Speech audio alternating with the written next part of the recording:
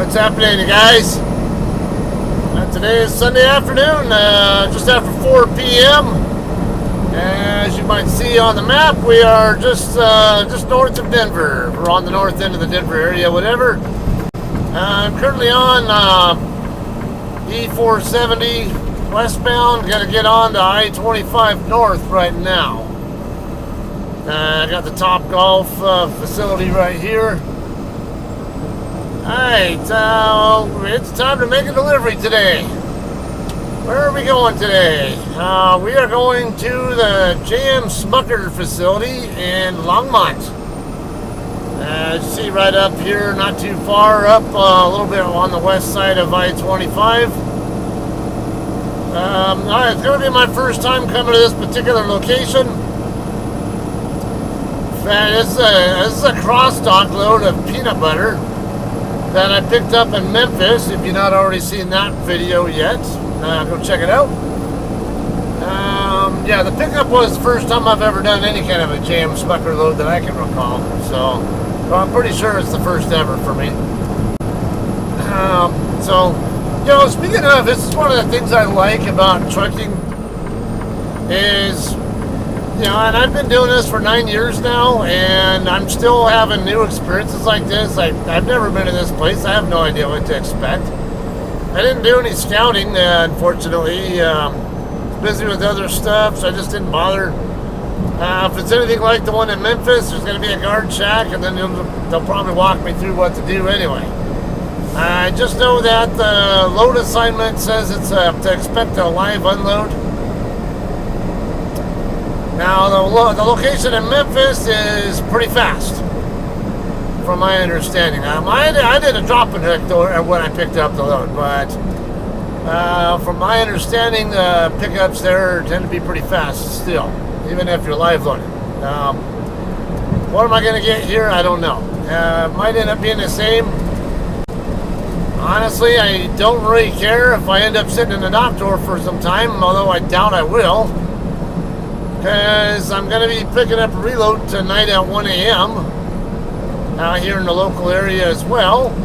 So aside from getting my trailer washed out, okay, what else am I going to do? And I'll have to probably find somewhere to park that isn't full and all that. So that's a bit of a concern. I'll talk more about what we're doing afterward at the end of the video, though. All right.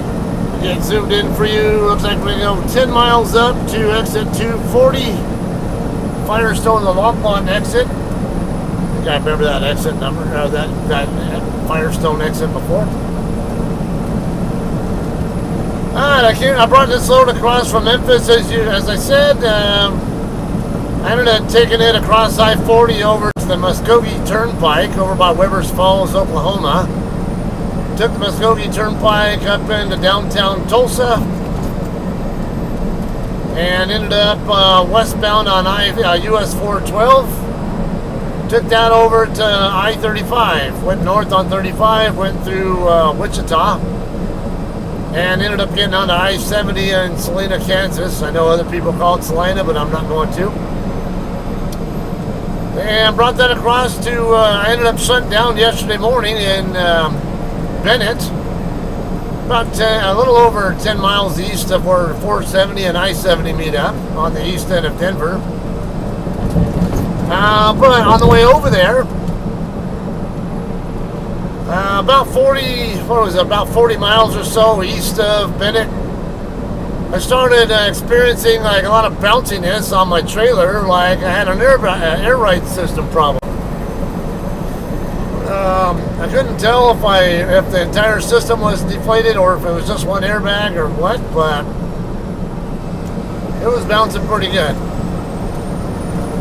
And I was going to shut down in Bennett anyway. I ended up getting a chance to see a high school, well, not high school, but a childhood friend from Barstow. He was actually the first friend I had when I moved to Barstow as a kid. And we've been lifelong friends ever since. He lives here in Parker, on the south end of Denver now, so he came up and visited today. We went and grabbed a Maitita in this Mexican restaurant there in Bennett. not a bad place. And even the more interesting was because I was talking to the woman there who was serving us. Turned out she's from over pretty. I don't know if it was in or near the Michoacan area of Mexico, and that happens to be the same part of Mexico my wife is from.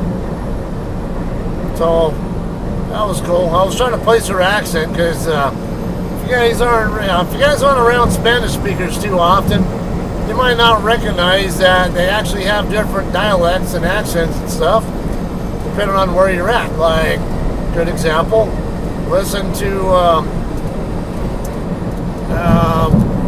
damn it, oh, my brain farting now. I'm getting Sofia Vergara's name in my head, but that's not who I want to talk about. One of my favorite actresses, like Mexican actors too. But yeah, I don't know why I'm brain farting. But she's from Veracruz, over by the Gulf of whatever you want to call it, coast now. Gulf of Mexico, Gulf of America, whatever you want to call it. Salma Hayek, yeah. But she has a very notable accent, even though she's a Spanish speaker, and when she's speaking English, she has a very noticeable accent, and her type of Spanish accent is actually different from what my wife's would be, or her family, or people maybe from like Chihuahua or Sonora, or somewhere up in the northern areas that are like bordering the U.S. They'll have like subtle differences to them. If you pay close attention, you'll catch on to that. And even like Puerto Ricans, I can notice the difference between their and Cuban accents and versus Mexican or Argentinians. I've ran into a couple of Argentinians before who have a very distinctive accent as well, even though I think they speak Spanish. But there's certain little nuances to the way they say, the way they speak, though, that kind of gives them away. So if you're very hip on all that, you can kind of catch on to Anyway, on a different note, let's talk about trailers. It amazes me what drivers like to bitch about when it comes to trailers, particularly dropped trailers. Oh, this trailer is dirty. It should be clean. This trailer is low on fuel. It should be full, or at least 3/4. Or the landing gear on this thing, or or it's too high or too low, whatever. Or or maybe even the kingpin. Maybe the landing gear is okay and where it should be, but maybe the kingpin is sitting too low or too high for that person's tractor. And it just amazes me how much people find reasons to bitch and complain about this or that. Like, dude, you don't know why it got dropped in that condition or how it really was. And then there's even, a good example, JBS in Cactus, Texas. I've been there many times. And every time I go there, I can expect my trailer to be sitting about at least a good foot and a half above my fifth well. Yeah, really, that far up above. It's so high that when I go to raise my landing gear, I crank it in low gear. It'll go up. I'll actually have to crank the gear most of the way up before the sand shoes even clear the ground. And the reason why is because when it's in the loaded spots, the tandems will sit in this muddy depression, and the landing gear creates a fulcrum point. So when your trailer's sitting flat, but your trailer's sitting at an angle, but your tractor's sitting flat, what's going to naturally happen is the kingpin's going to be more elevated relative to where the landing gear would naturally have it. Your trailer's not going to be straight and level. I've had that many, many times. I have heard some drivers say that they've seen shag drivers crank the landing gear down, supposedly drain the blood out of the trailer. Why they have to do that, I don't know. I've never seen it myself, and I've never had a problem with the trailer really sitting with the landing gear way too high. Maybe a couple times, but it's more on the very rare side to me. And today I ended up having a driver for my company trying to throw his, I've been doing this for 47 years, weight around like I have no, what I have to say has zero significance, and I don't know what I'm talking about. And I'm like, I absolutely do know what I'm talking about. I have plenty of experience in my 9 years with dropping hooks and seeing the way things are. Like if I have to crank the gear almost all the way up before it'll even clear the ground, you can't sit there and freaking blame it on the landing gear being extended too far. It's because the trailer was dropped on a flat and level surface when it first got dropped by the previous driver, but when you go to hook up to it, it's angled upward. What do you expect? I don't get some of these people. And then this driver with 47 years, he's also claiming that, yeah, he's also seen drivers, shack drivers do that just because they hate a certain carrier. Okay, I'm sure there are some shack drivers like that. But you know what? That gets resolved pretty quickly when the shipper tells that shack driver, get your ass over there and crank the gear back, raise the thing up and crank the gear so the driver who's leaving with it can actually get under it or do something with it. Yeah, go ahead and spike the carrier. Like, well, that doesn't mean that I might need the other lane. That doesn't mean that how's that the driver's fault? Just because he has an association with maybe with some idiots or assholes doesn't mean that they deserve to be treated that way. Second, is that going to do you any good when you go to do that as a shack driver and then only to get told by your company that, hey, you need to go waste your time raising this trailer up off the ground and so you can crank the gear so the gear can be cranked, whatever. And sooner or later, you're going to realize it's not worth the effort. Like, why would you want to waste your time doing that if, you're going to have to get told to do that anyway? So, I don't think that kind of behavior would last very long with individuals who do shack driving. Now, of course, don't try to make it out like every shack driver hates particular companies, like, we'll just say like Sear England or something, or when I used to go to the JBS plant in Hiram, Utah, if I remember right, I want to say I've heard them complain there about the Super T drivers and Sear England. But they loved us, or at least they seemed to. So I don't buy that argument that that shack drivers, by and large, are going to do that shit to spite the OTR drivers like me.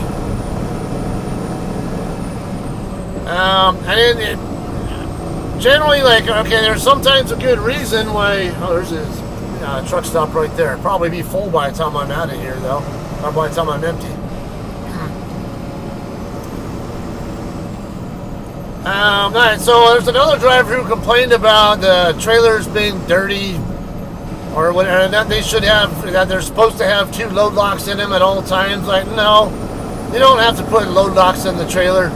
If I have a full rack of 4 and that's it, that's going to stay on my tractor's rack. I'm not putting any in the trailer. And also, when you share drop yard with other carriers, what happens is when you drop your trailer in the drop yard and leave load locks in it, other carriers are prone to come over and steal them out of your trailer for their own use. So now your company has to sit there and spend money on load locks that end up going to other carriers instead. Why would they want to do that? And like I said, our San Bernardino drop yard,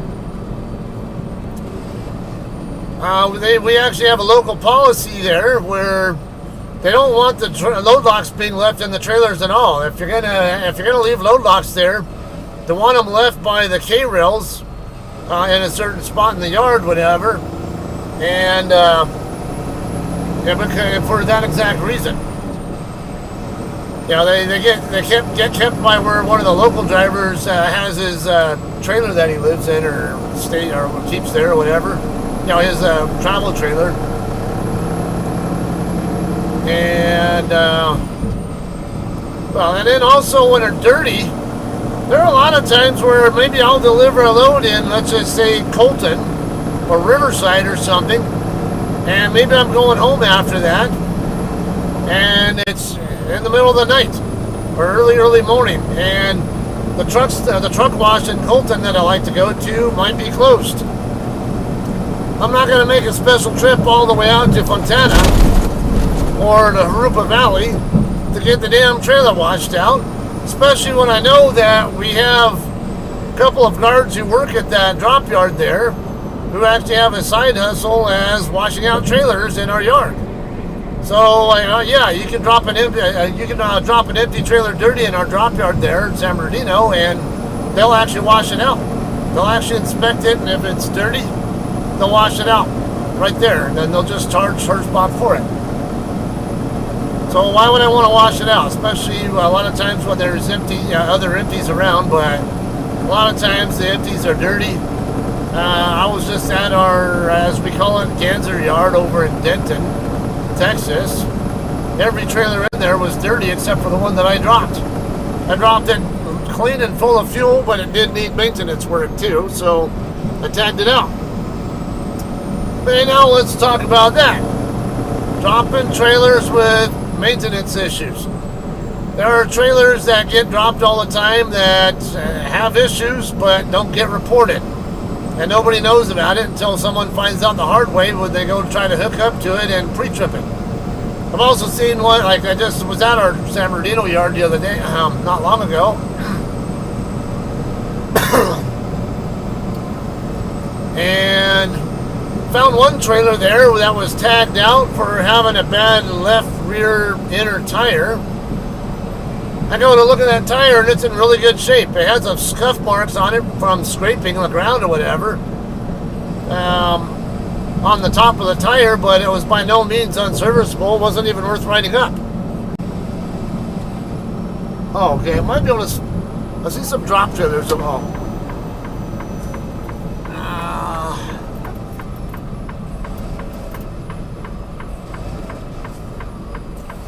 don't know why this doesn't look like a truck route. Something tells me I should have turned on the other street.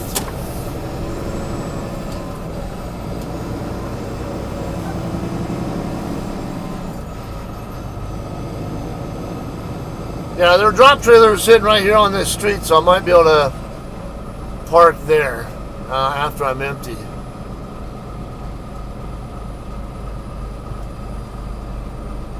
Supposedly there's another street up here on right before that gate that I can go down. Let's take a look. Burrito Kitchens. I don't think, I mean, unless there's an intercom box here on this gate here, I don't think that's going to be where I need to go. Peak Avenue.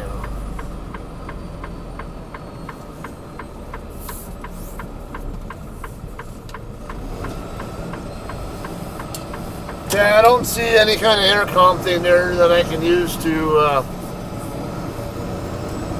get into that gate. So we're probably going to need to come up this way.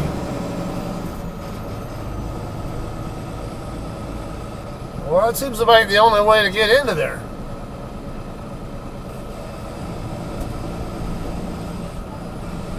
Is there another gate on the other side?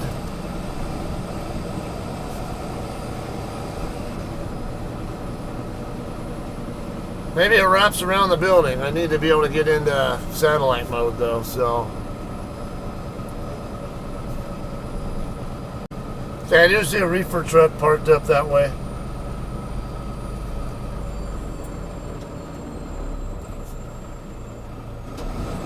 Let me get a satellite. Ah, okay. Yeah, there does appear to be a truck entrance up on the north end here, so we'll hit that. Alright. So here's the other thing. Apparently this is a thing here at Hirschbach, and I also saw it at Sierra England, but I didn't see this ever at JCT. People have a tendency to try to claim empty trailers as their own by either hooking up to them when they shouldn't be hooked up to them, or whatever, or they'll put a seal on the back of the trailer to make it look like it's loaded when it's not. They might even turn the reefer unit on, but now I highly recommend not doing that, because now you're wasting fuel that the company has to pay for, and I don't think they're going to appreciate having to spend extra money on that. Okay, I'm hoping this, yeah. Pick up, set trailer to -10. I got a dry load of peanut butter. Alright, let's see what we got here.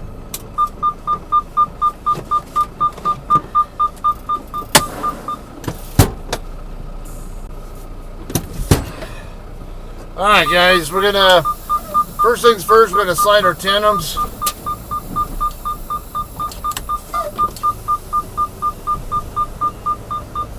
Oh, this trailer's this trailer's a little rough to slide.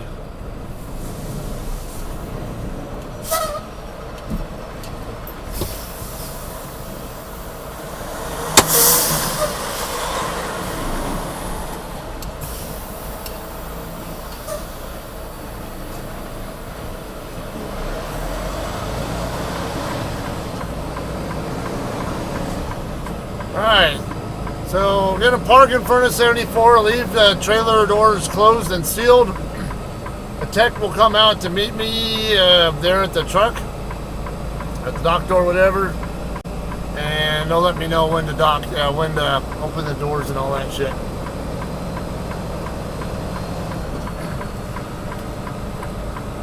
Alright, should be around the corner over here somewhere. It's what it sounded like. Ah, it smells good. Can't tell if it's like peanut butter or almost sounds like a bread kind of smell, but it's probably the peanut butter.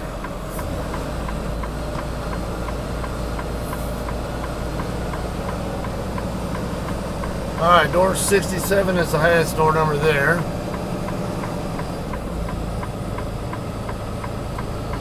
Alright, I'm relieved to see that there's room for me to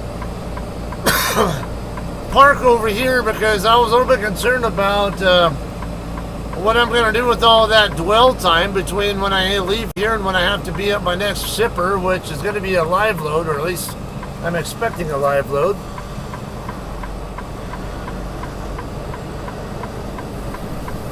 Oh, 74 is right here.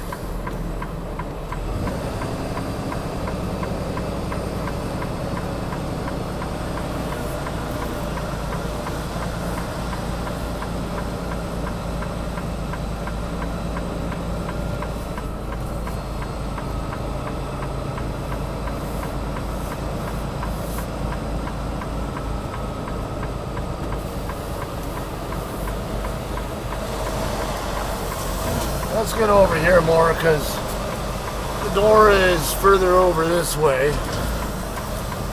Did I overshoot? Yeah, a little bit.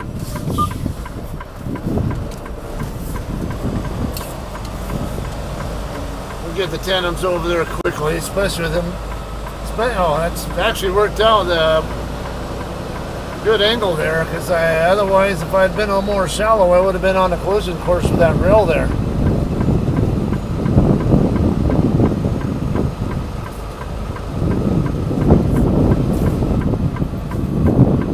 Need to go more that way. Gotta be aware of that right there. Now I know I need to get my steers over this way more to avoid that, so I need to be able to, I don't have a lot of room to work with to correct it. Okay, let me go forward a little bit.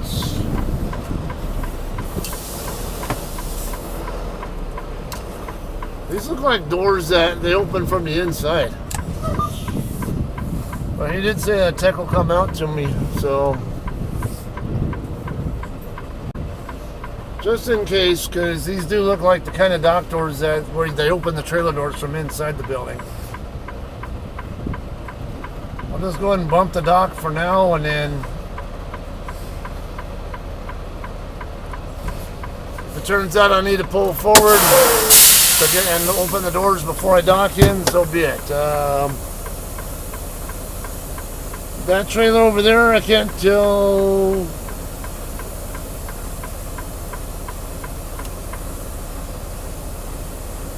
Like, oh no, look like the trailer doors are open on that one. Okay. Alright, so probably I'll have to pull forward before I'm ready to start unloading.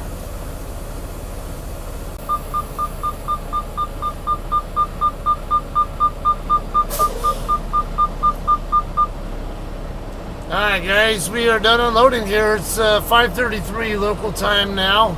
I'm going to go ahead and pull away from the door, get my door, I don't know.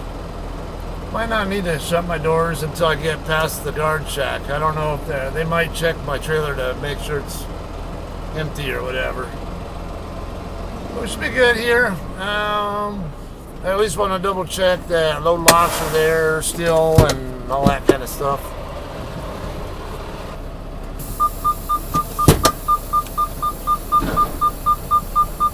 Alright guys, we'll get these tandem slid and we'll be on our way.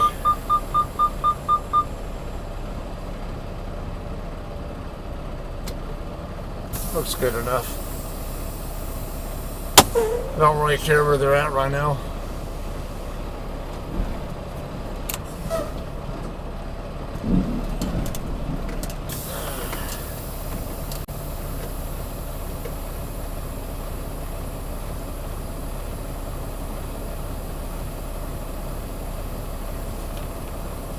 Alright, so what we're going to do is dock out the same way we came in.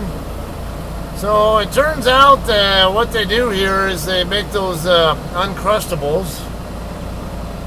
And he did say that over by, I think, door 10.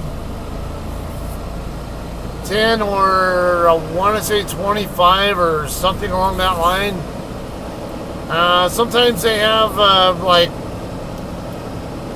like reject product or whatever. I don't know what it is, but I guess they sometimes have Uncrustables, you know, the PB&J Uncrustables that they will give to drivers over there. So, oh man, that sounds pretty good. Only thing, I already have peanut butter. I got 2 jars of peanut butter for free from the shipper as well. And I have bread, so I just didn't bother to get jelly last time I was at the truck stop. I can get jelly from any truck stop anyway, so. And I have deli meat stuff that I usually have for sandwiches here, like turkey. But, yeah, so I'm not too concerned about it here, but I do like Uncrustables. I know my kids like them. Alright, anyway, what are we doing next? Oh, by the way, this went fairly quickly. The guy who unloaded me was very friendly as well. Good experience there overall. I don't know what they have for restrooms or driver services here though, so I'm not gonna sit there and. Oh, all right. Look like. Well, he's opening the gate for me, so I don't know. I might not even need to. Yeah, we'll see. I always plan on needing to have the doors open for inspection when I get to these guard shacks. So anyway, that's I'm gonna get checked out here, and we'll let you know what we're doing next.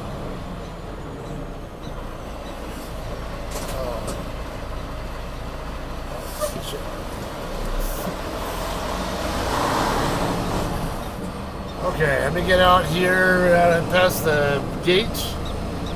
And I get my doors shut, and then we'll find a place to park. I see another Hirschbach right over there.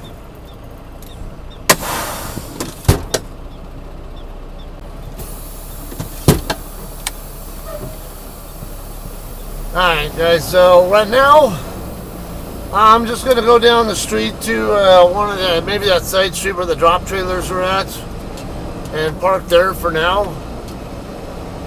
I'm going to be picking up at 1 a.m. at Henderson Cold Storage. That'll be here in Henderson, which is pretty not far from here. Before I do that, though, I'm going to be going to the Blue Beacon over in Commerce City, where the TA truck stop is. Get my trailer washed out,